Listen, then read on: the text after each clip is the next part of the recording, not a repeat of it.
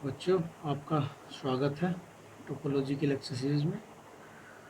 आज के लेक्चर में हम पढ़ेंगे रेगुलर स्पेस।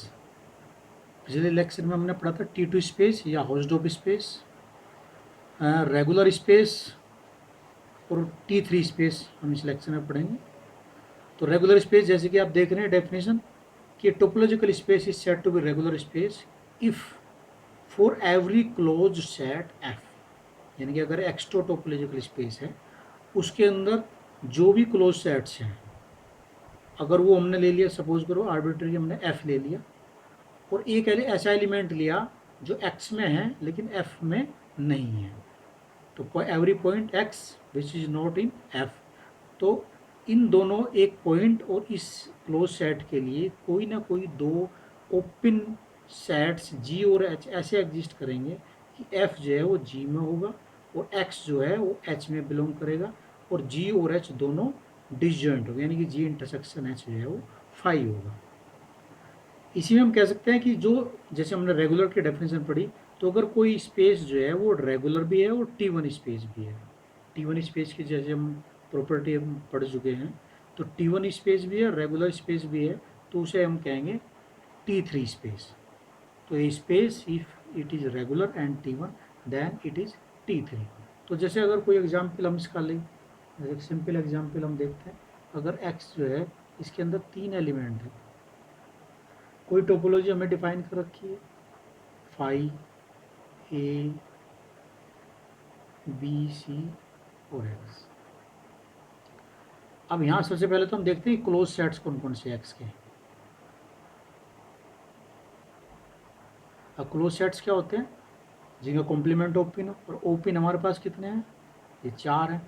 तो इसका मतलब क्लोज सेट क्या होगा, एक्स ए का कॉम्प्लीमेंट हो गया बी सी और बी सी का कॉम्प्लीमेंट हो गया ए और एक्स का कॉम्प्लीमेंट हो गया फाइव। तो अगर हम कोई भी दो पॉइंट ले इसके अंदर, जैसे हमने एक क्लोज सेट ले लिया, सपोज करो बी सी,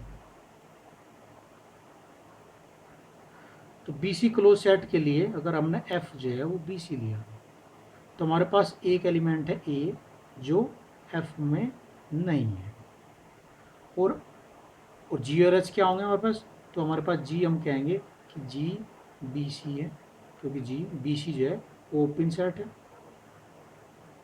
ए ये क्या है, हमारा एच है, ये भी ओपन सेट है, और हम कह सकते हैं एफ कंटेन्स इन जी और ए जो है बिलोंग्स टू एच, और जहाँ पर जी इंटरसेक्शन एच क्या है वो फाई है। अब जैसे हम एफ अगर हमने लिया बी सी, उसके लिए प्रॉपर्टी सेटिस्फाई है। अब जैसे अगर हमने एफ ले लिया क्लोज सेट जो है वो ए ले लिया, तो हमारे पास बी एक एलिमेंट है जो एफ में नहीं है। इस तरह सी भी एलिमेंट है, सी के लिए भी ले सकते हैं हम इसे। तो बी के लिए हम देखें, तो बी के लिए ओपन सेट क्या एग्जिस्ट कर रहा, अगर हम कहें जी तो हम कहेंगे बी सी, और इसी तरह जी अगर सी के लिए हम देख रहे हैं ए भी बी सी, और एफ के लिए यानी कि F is equal to A contains in a open set है, और ये क्या हमने ले लिया एच, तो एफ कंटेन्स इन एच और बी बिलोंग्स टू जी और F contains in X such that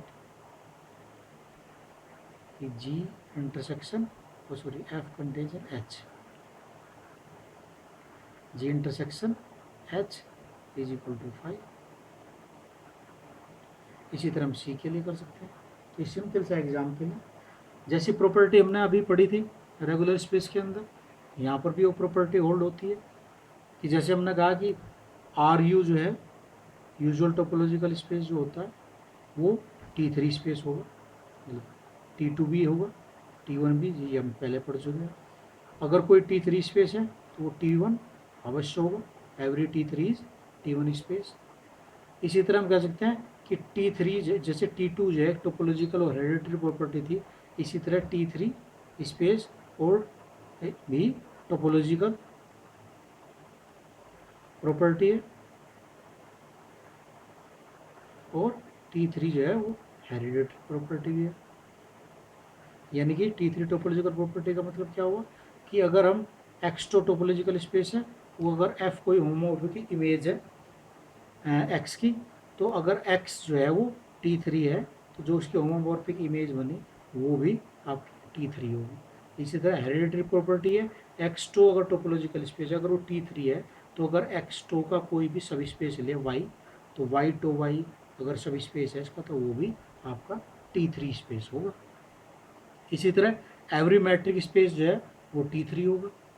तो ये कुछ प्रॉपर्टीज़ हैं, इसकी जो थ्योरम्स हैं वो हम नेक्स्ट लेक्चर में डिस्कस करेंगे।